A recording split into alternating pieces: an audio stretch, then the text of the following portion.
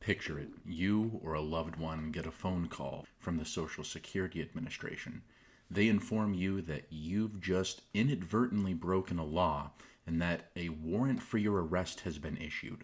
However, the fine for this particular crime is only $1,000, and they'll actually take care of it all right then and there over the phone if you can just give them $1,000. Now, if that sounds a little bit fishy to you, good. It should be triggering some red flags for you because this is not how the Social Security Administration acts.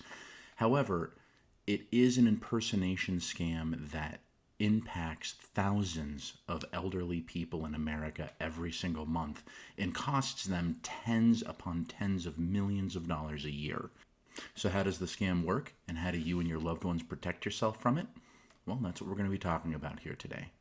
Now, in that hypothetical I just gave, the scammer used a telephone to call us, but that's not always the way they're going to contact their potential victims. Some scammers today are even using social media and direct messages claiming to be from Social Security. And some can even send photographs of their badges to you to prove it. Now, of course, these are not legitimate photos. Scammers are beginning to use a lot more clever ways to reach out to people than just the phone. Sometimes they'll send you a letter, other times they'll just directly text message you. In addition, it's not always going to be something as dire as you've inadvertently broken a law and now you're under arrest.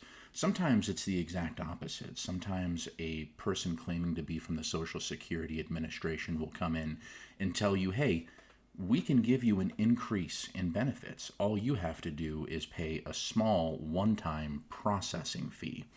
Regardless of if they're going to use the carrot or the stick with you, there is one thing they're going to want in all situations, and that is your personal information and for you to pay right then and there. They're going to tell you things like, if you can't pay right here and now, then you're just going to have to get arrested and we can take care of it in court. Or they're going to tell you, hey, you'll miss out on this great bump if you can't give me the processing fee right now.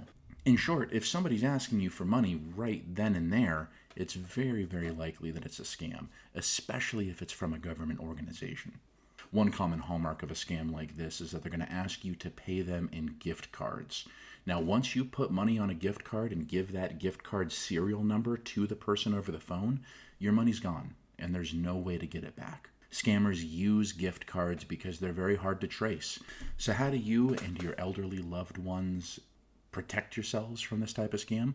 Well, the answer is actually pretty easy on this one because nothing that the scammers do is going to be a legitimate practice of the Social Security Administration. In fact, the Social Security Administration publishes a list of things that they will never do if they contact you.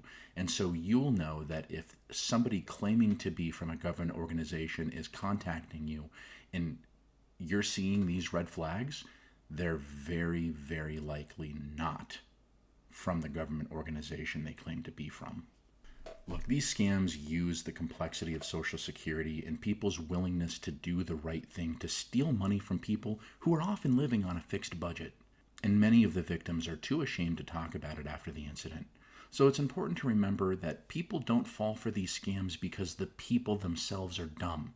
They fall for them because the scam is well crafted, and the scammers themselves are often very good at getting what they want. So it's important to be vigilant. Know that if a call comes from a government agency and is threatening you or has otherwise made you uncomfortable, that the government itself tells you to take a breath, end the communication, and speak with a trusted loved one about it. And remember, if you have parents who are entering into those elderly years, it's important to have talks about scams like these. They don't happen to someone else over in some other part of the world. They're happening here with people just like the ones we love. And so much of the fraud landscape is targeted at our elderly in this country. And a firm understanding of the tactics that these scammers use is going to be the best tool that you can use to protect yourself. This is Joshua Dunlop, co-founder of Newmaker Financial, wishing you all a good day and safe travels.